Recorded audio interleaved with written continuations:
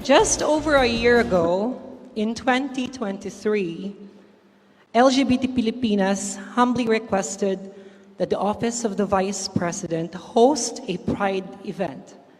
Hindi po namin akalaing ang ating munting panawagan ay magiging simula ng isang makasaysayang pagtitipon na taon-taon ay inaabangan ng buong komunidad. This space has become more than just a celebration.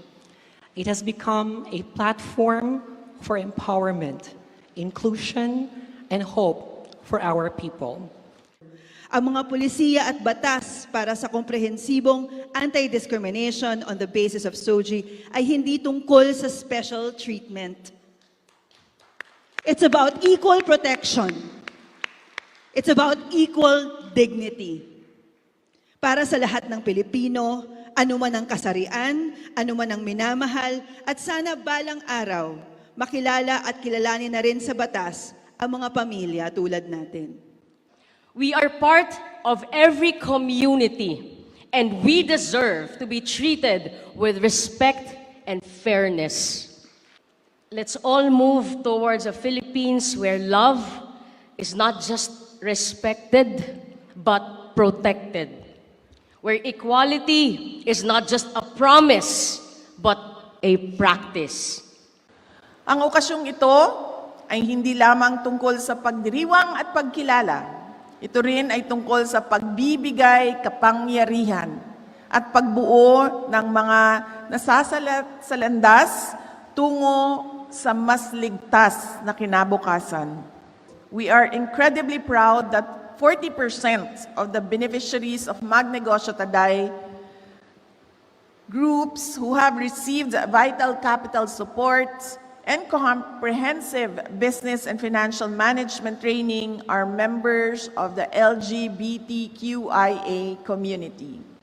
This consists of two associations, Palawig LGBTQ Incorporated, with 200 members based in Palawig, Zambales, and Alima LGBTQIA+ Zamboanga del Sur Association with 100 members.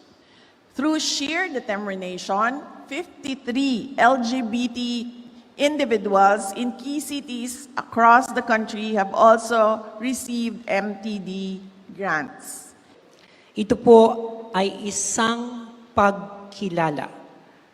Pagkilala na ang bawat isa sa atin, anuman ang SOGI SC, ay may kakayahan, may ambag, at may karapatang umasenso sa buhay. Salamat po sa pagbubukas ng pinto ng pag-unlad para po sa amin.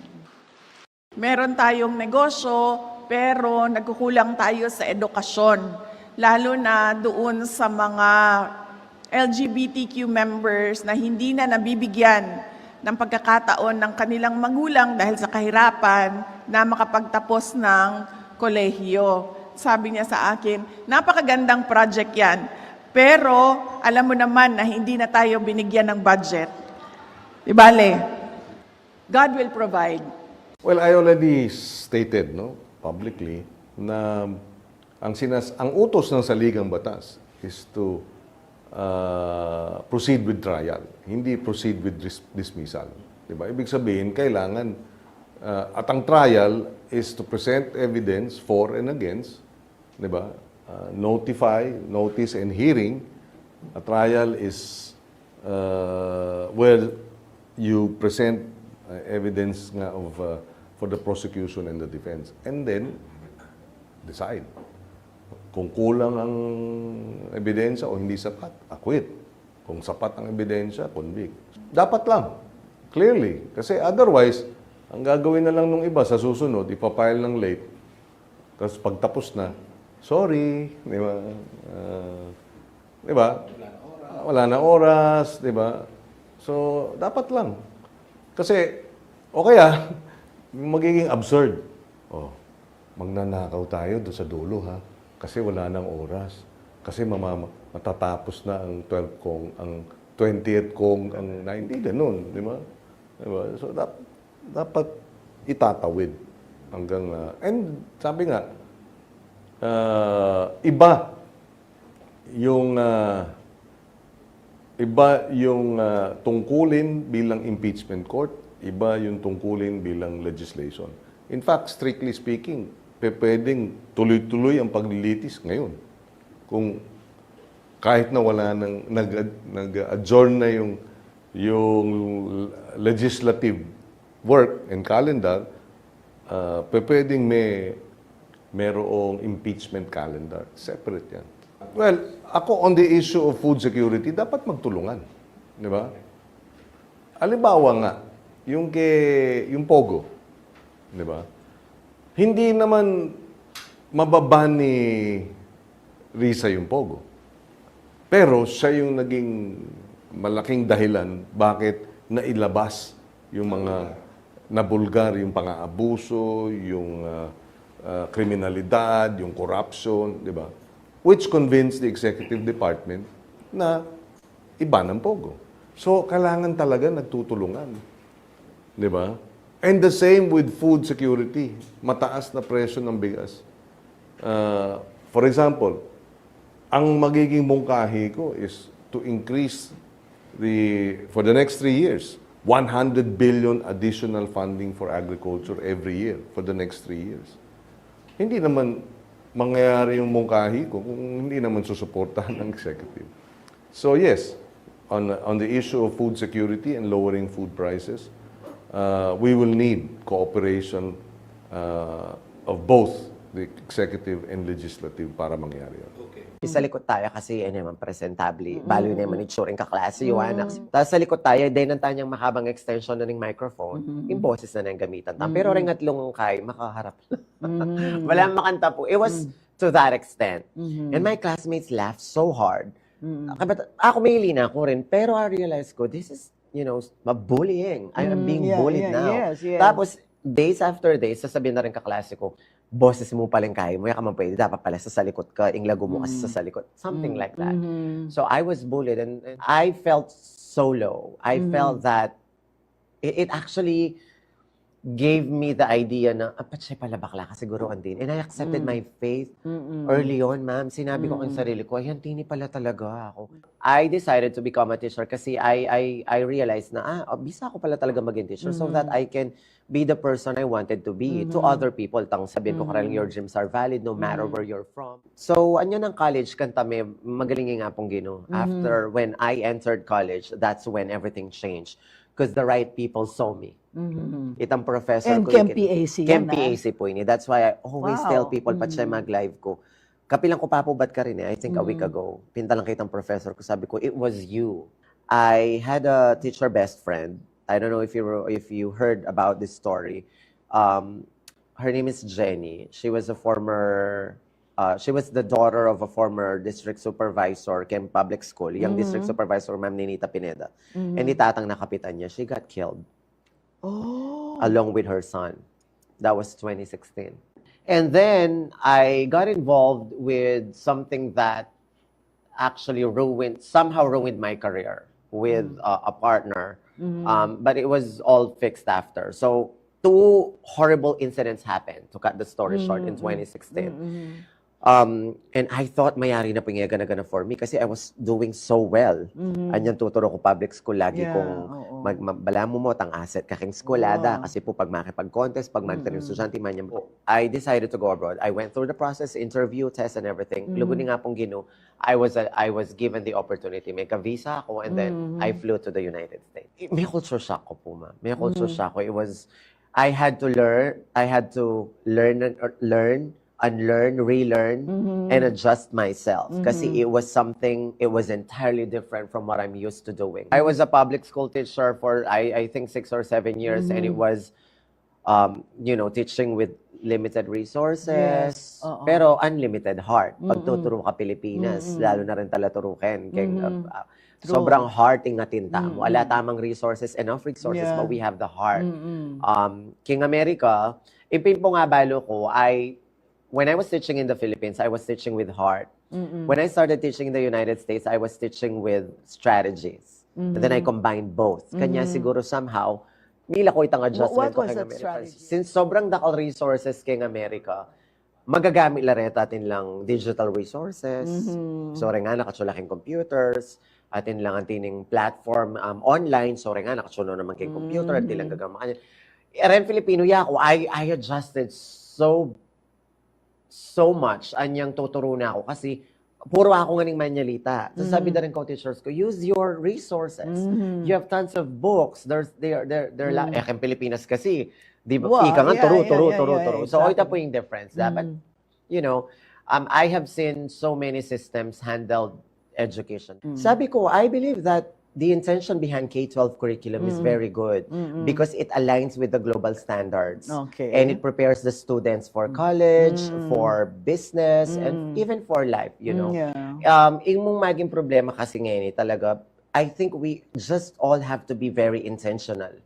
Kasi ring anak, kasi itang intentional teaching, I know that the Filipino teachers are so much capable of providing compelling instruction ka ring anak. Magaling na po rin talaturong Pilipino, lalo na rin Kapampangan. Let's just make it intentional. Let's not just do it for, you know, uling required ka and that's your job, that's what you signed up for. Ang purang pengari, they have to partner with the teachers. Mahina ngayon ng pasada. Sobrang hina o tapos nagmahal pa yung gas. Naaapektuhan kami sa buhay namin. Hindi ko alam kung saan ako kukuha ng pangabono. Malaki. Kasi yung dapat na mag-isobra mo doon sa pagtaas ng diesel, pambili mo na ng kahit tuyo lang. Kaya ipitan na lang, ipitan na sinturon. Masyadong pabigat yung pasada. Lalo na, gaya niyan, alternate kami. Kung lalabas kami, wala nang kita. Hindi sapat, kumbaga, sa pampamilya. Pigpit sinturon na lang. Wala nang merienda, puro tubig. Wala naman po tayong magagawa. Ganun po talaga. Ganun po talaga kasi po, trabaho din po nila yan eh. Po, masakit po. Kahit po 2 piso, importante po talaga yung... For me po kasi okay lang yun kasi po, lahat naman po tayo nagtatrabaho eh. Yung mga ibang, yun lang po sa ibang students po, complicated siya kasi. Minsan po kasi yung mga ibang student nagtatrabaho na po, diba? Pero sa iba po, okay naman po siguro yun. Nagtatrabaho lang din naman po sila. Po, naka-budget lang din po yung mga students. Bilhin mo 12 oras kang mamamasada. Tapos, ang take home mo, 300 piso. Dati, nakaka-800 to 1,000 ka a day sa loob ng 12 oras. Buti, lalo na, na-tsempo pa naman. Balik eskwelo na po tayo nung June 16. Kailangan mo ng gamit ng mga anak mo, baon, matikula, etc. Siyempre, sa reaksyon yan, yung prime commodities, tataas din. Dahil doon sa ibibiyahin ng mga transportasyon, tataas din yan. So, si reaksyon po yan. Ang panawagan namin matagal na, huwag na natin hintayin yung nangyayaring tension sa ibang bansa. Suspindihin muna yung excise tax nung pasamantala habang hindi natin kontrolado yung nangyayaring tension sa Middle East. Hindi nila kaya dahil malaking na ipapasok na pera ng excise tax na yan. Yung ano na lang sana, yung mga pampublikong sasakyan na nagkakatga, doon na lang implement. Pwede kang nating magamit ang fuel subsidy budget pagka pumalo ng 80 dolyares ang per barrel ang oil. So, ang sinabi ang ating Pangulo, klarong-klaro, dapat mag-ready tayong lahat. Kapag nangyari ito, dapat mabilis nating ma-distribute ang ating pondo para sa ating mga transport sector members. So, yun ang ginagawa po natin. Handa po tayo kasama ng DICT at ng DILG para i-distribute ito agad-agad pagka nangyari itong mataas na increase sa oil prices sa world market. And tingin ko naman po, nakikita na nating bumababa ang oil price increase. Ang presyo ng oil. Siguro bababa na rin, hopefully in the next few days or weeks, ang local price. Pero ulitin ko, klaro po ang probisyon ng batas at kailangan po nating sundin. A lot of them kasi like yun sa economic sector, yung mga concerns na final ng ating mga representatives, congressmen.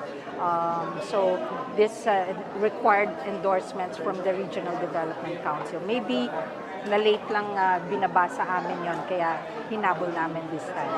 Several key is yung access to water, housing, affordable electricity, traffic and transport routes, no? These were some and yung key infrastructure projects na kailangan dito sa ating Central Luzon. So I'm very happy that the administration supported us with a lot of our projects. We've shown earlier yung malalaki, no? Yung North-South commuter railway system, our dams, our bridges, the Bataan-Cavite link has been approved, and many other big projects. Kaya maraming salamat that we were able to realize these programs. Definitely, who do we serve? Us as elected officials or even people working in government, sino ba sinisilbi natin? Isn't it the private sector? So we need to hear them so that when we make plans, programs, and projects, it's attuned to what the people need. And so that's why we do encourage the private sector to be very participative sa aming mga council meeting. Kuryente has been repeatedly, no?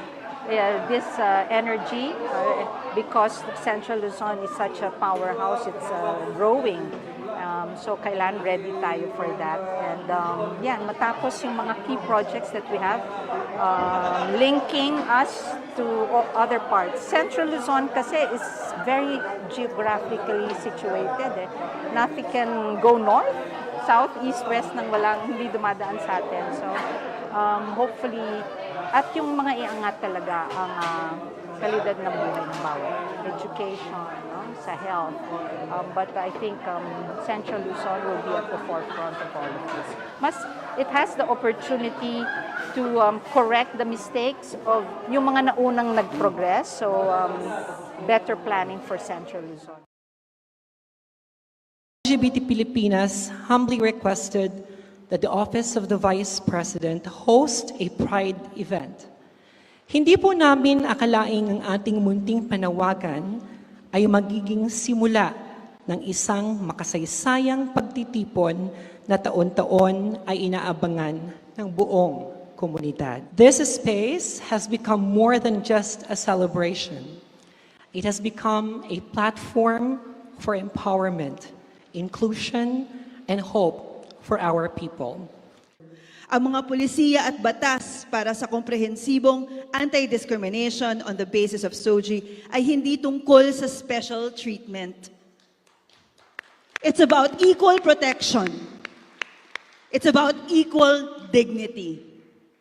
Para sa lahat ng Pilipino, anuman ang kasarian, anuman ang minamahal, at sana balang araw, makilala at kilalanin na rin sa batas ang mga pamilya tulad natin. We are part of every community, and we deserve to be treated with respect and fairness. Let's all move towards a Philippines where love is not just respected, but protected. Where equality is not just a promise, but a practice. Ang okasyong ito ay hindi lamang tungkol sa pagdiriwang at pagkilala. Ito rin ay tungkol sa pagbibigay kapangyarihan at pagbuo ng mga nasasalat sa landas tungo sa mas ligtas na kinabukasan. We are incredibly proud that 40% of the beneficiaries of Magnegosyo Taday, groups who have received vital capital support and comprehensive business and financial management training are members of the LGBTQIA community. This consists of two associations, Palawig LGBTQ Incorporated, with 200 members based in Palawig, Zambales, and Alima LGBTQIA+ Zamboanga del Sur Association, with 100 members. Through sheer determination, 53 LGBT individuals in key cities across the country have also received MTD grants. Ito po ay isang pagkilala. Pagkilala na ang bawat isa sa atin, anuman ang SOGI SC, ay may kakayahan, may ambag, at may karapatang umasenso sa buhay. Salamat po sa pagbubukas ng pinto ng pag-unlad para po sa amin. Meron tayong negosyo, pero nagkukulang tayo sa edukasyon, lalo na doon sa mga LGBTQ members na hindi na nabibigyan ng pagkakataon ng kanilang magulang dahil sa kahirapan na makapagtapos ng kolehiyo. Sabi niya sa akin, napakagandang project yan, pero alam mo naman na hindi na tayo binigyan ng budget. Di bale, God will provide. Well, I already stated, no, publicly, na ang utos ng saligang batas is to proceed with trial, hindi proceed with dismissal. Diba? Ibig sabihin, kailangan, at ang trial is to present evidence for and against, diba? Notice and hearing. A trial is where you present evidence nga of for the prosecution and the defense, and then decide. Kung kulang ang ebidensya o hindi sapat, acquit. Kung sapat ang ebidensya, convict. Dapat lang. Clearly. Kasi otherwise, ang gagawin na lang nung iba sa susunod, ipapile ng late. Tapos pagtapos na, sorry, di ba? Di ba? Wala na oras, di ba? So, dapat lang. Kasi, o kaya, magiging absurd. Oh, magnanakaw tayo doon sa dulo, ha? Kasi wala nang oras. Kasi matatapos na ang 12 kong, ang 20th kong, ang 90, ganun, di ba? Diba? So, dapat itatawid hanggang, and sabi nga,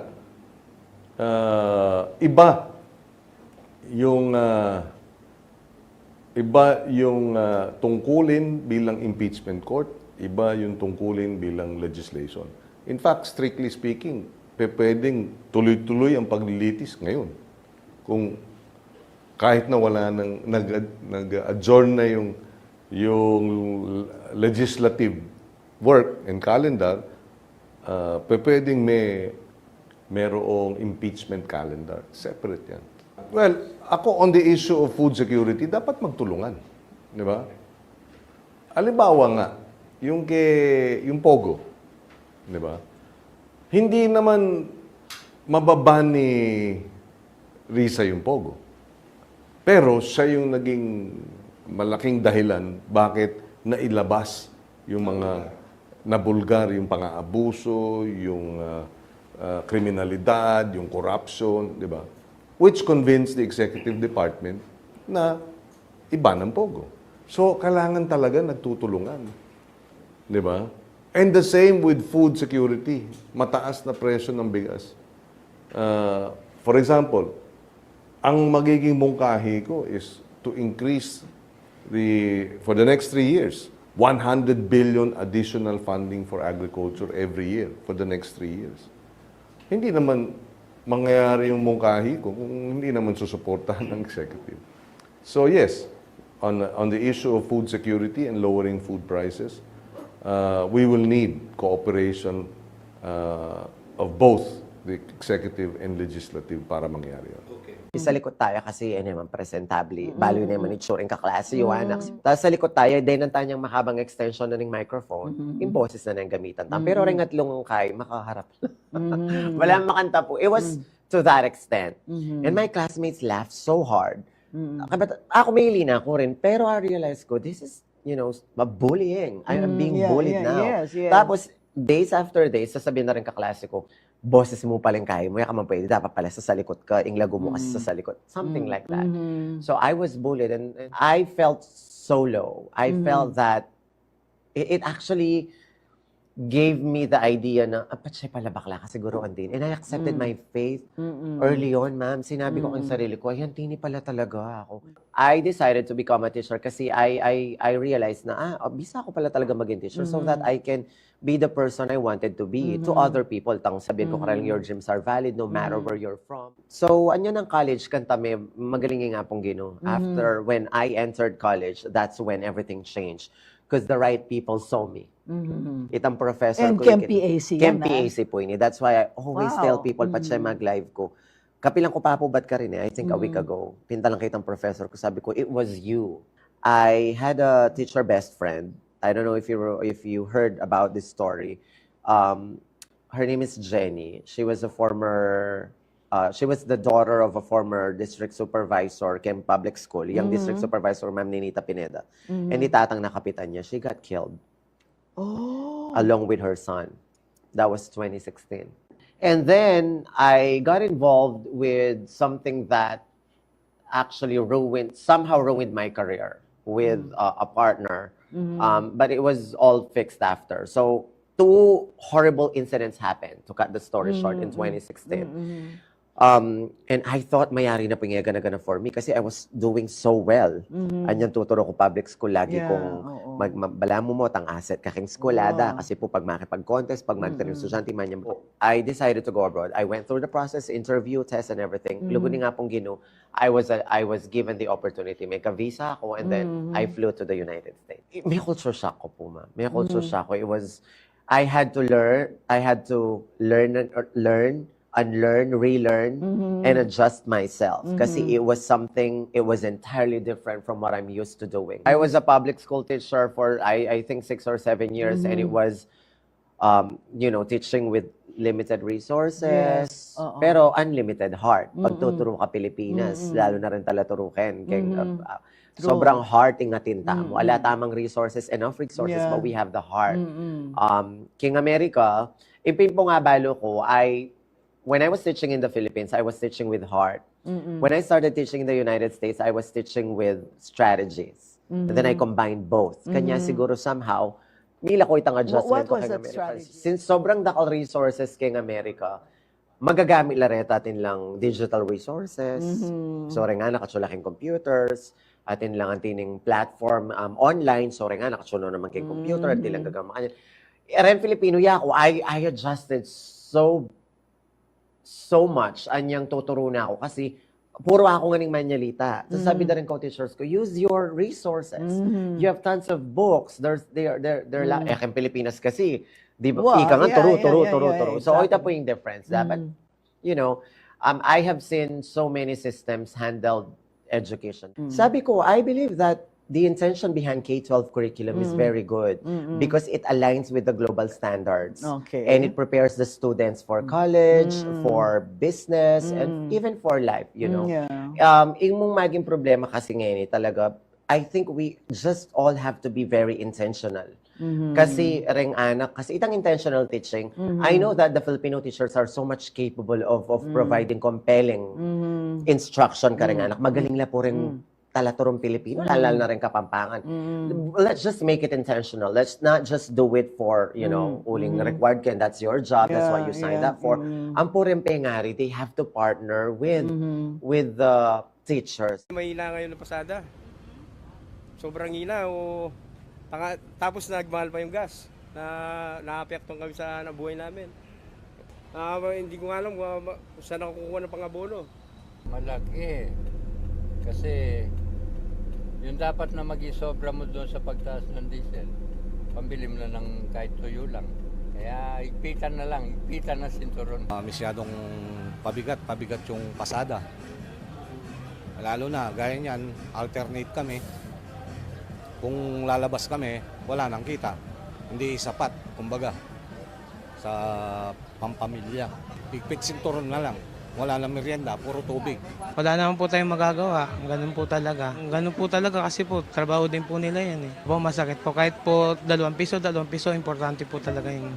For me po kasi okay lang yun kasi po lahat naman po tayo nagtatrabaho eh.